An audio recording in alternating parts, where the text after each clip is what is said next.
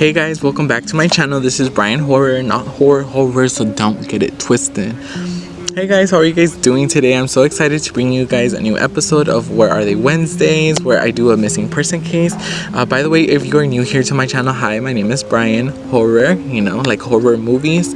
I actually do missing person cases. I do true crime, and I am going to be doing, like I said, paranormal cases as well, or paranormal, like urban legends and stuff like that. If you guys are very interested into any of those topics that I just mentioned, go ahead and give this video a thumbs up and subscribe to my channel, please, you guys. I would really appreciate it. It shows me that you guys are enjoying the content that I'm putting out, and I will try my best to keep putting more and more as much as possible. So I was requested by a lovely subscriber to do 3 missing person cases, so I'm going to be doing those 3 in this one video to knock 3 birds with 1 stone.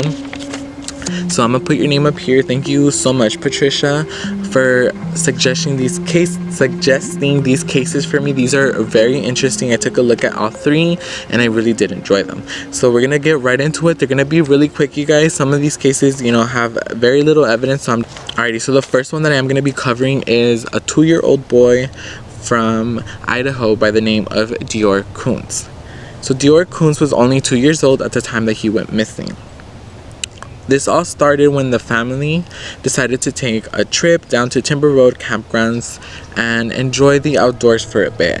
So it was, Deorr Kunz, the dad, the mom, Jessica Kunz, and it was Robert, Deorr's grandfather, and Robert's friend Isaac who go on the trip.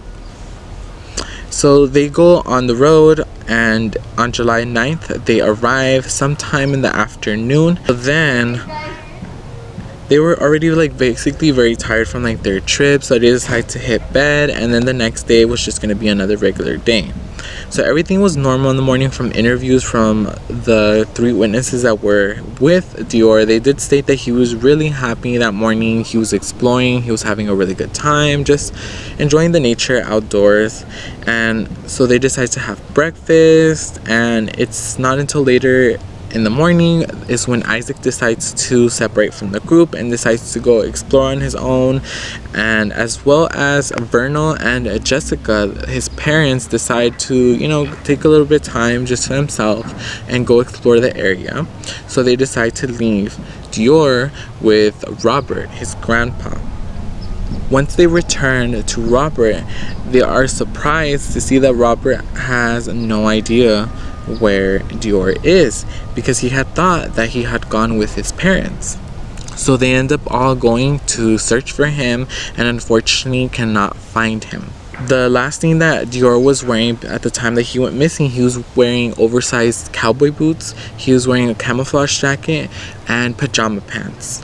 And unfortunately they cannot find Deorr, so end up calling 911. And within 12 hours of Deorr going missing, an investigation is conducted with over 170 searchers looking for the young boy. This search lasts for 2 days, and unfortunately have no evidence and find no signs of the missing boy. It's not until later on, 120 miles away, a cashier at Walmart spots a young boy with a man matching the description of Deorr. So police immediately track down the man, and unfortunately is not Deorr. There were multiple searches conducted in the Timber Road campgrounds just because winter was going to be arriving soon within the following months. But unfortunately, you know, there was nothing found in the investigation. And then something that I did find weird was that out of the blue, one of the original investigators in the case by the name of Frank Vilt, hopefully I pronounced his name right, decides to withdraw from the investigation because he did have suspicion on the 2 parents. He believed that the parents were not being full honest and they were not telling the truth. And he did tell them and stated something within the lines of that if they were stalling in the case and they were not being truthful, that he was going to be withdrawing from the case, which he ended up doing so. So unfortunately I don't have much more onto this case, so I'm going to be moving to the next one. So the next one I am going to be covering is Jennifer Kesse. I know you guys have heard probably of this case. It's really, really interesting. I remember reading about this case and listening to it, and it was really creepy.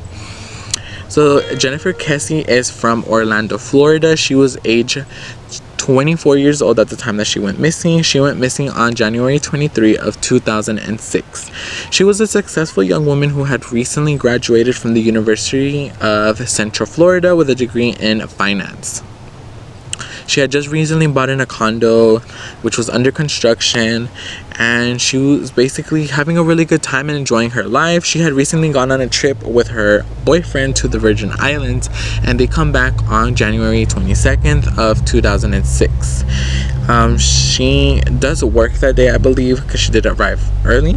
So the next day, it was just going to be another regular day. She did have work, and she was seen leaving work at around 6 p.m. She returned home, and she had given her parents a call and had told them how work was, and she had also called her boyfriend at around 10 p.m. just to chat before she was going to go to bed about her day and everything that they usually talked about.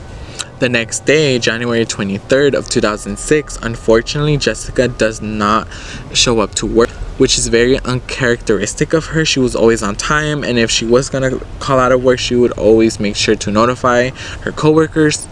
But once it hit around 11 a.m. and she never showed up for work, her coworkers actually get a little bit worried about Jennifer, so they decide to go down to her house to check up on her to see if she's okay.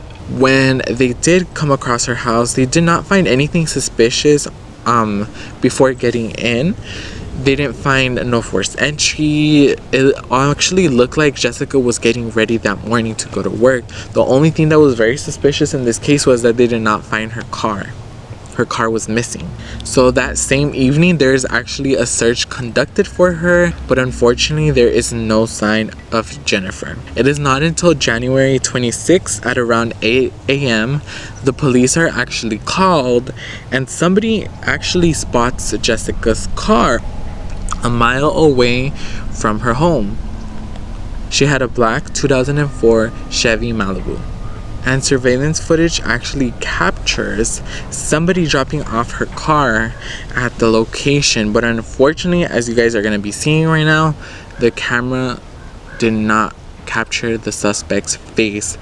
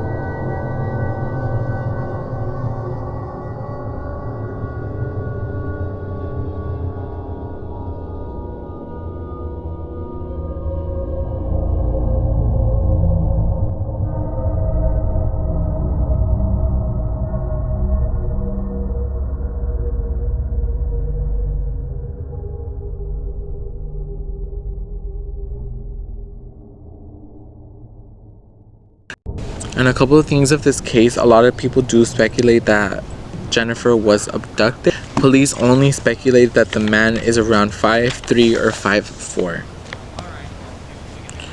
A partial fingerprint and DNA was found in the car, but unfortunately was no help to the investigation. Signs maybe of a struggle on the hood of her car, because there was fingerprints also found on the hood of the car. And another thing that people found very interesting within this case was that her gas level tanks in her car was consistent from her usual drives to work. But unfortunately, other than that, there was not really any more leads in this investigation, and unfortunately her case is cold, but it is one of the most talked about cases that I've ever covered. Alrighty, so the third case that I am going to be going over with you guys is Haleigh Cummings, who was only 5 years old at the time that she went missing. She went missing on February 10th of 2009. She was born to Ronald Cummings and Crystal Sheffield. But Crystal ends up moving a couple years later. She did claim that Ronald was very abusive, which is the reason why she left. Ronald is only 25 years old when he decides to date a 17-year-old her name was Misty Carlson. Misty states that at the time that Haleigh goes missing, Ronald was at work and she was feeding Haleigh and her younger brother, and she put both of the kids to bed at around 8 p.m. that night. The one thing I'm gonna say right now is that there was multiple stories that Misty did account for, and they were always inconsistent. She never kept one story consistent. It was always something different. So Misty says that she wakes up at around 3 a.m. to go to the bathroom, and she sees that there's basically like a cinder block holding the door open. So she decides to run to the kids' room, and when she goes and checks, she realizes that the brother is there, but Haleigh is missing and nowhere to be found. So they end up calling the police and they file the little young girl missing. So one thing that's really off about this case, you guys, is that, let's see.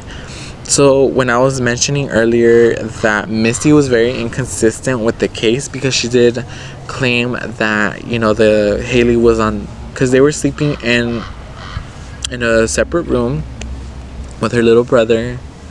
And apparently there was like a bigger mattress and then a smaller mattress that apparently in Misty's account is just way off, because sometimes she claimed that Haleigh was on the bigger mattress, and then in other stories she states that Haleigh was on the smaller mattress. But anyways, one thing that is also weird about this case is that literally, I believe around a month after Haleigh goes missing, Ronald and Misty actually get married, which is actually really weird, because it's like, you know, if your child is missing, why are you gonna still go through with plans? It is not important. The important thing right now is to look for your child and make sure they are fine. And there was actually a lot of rumors around town saying that Misty wasn't even home the day that Haleigh goes missing. Some people even say that she was out partying, but unfortunately I cannot confirm these rumors.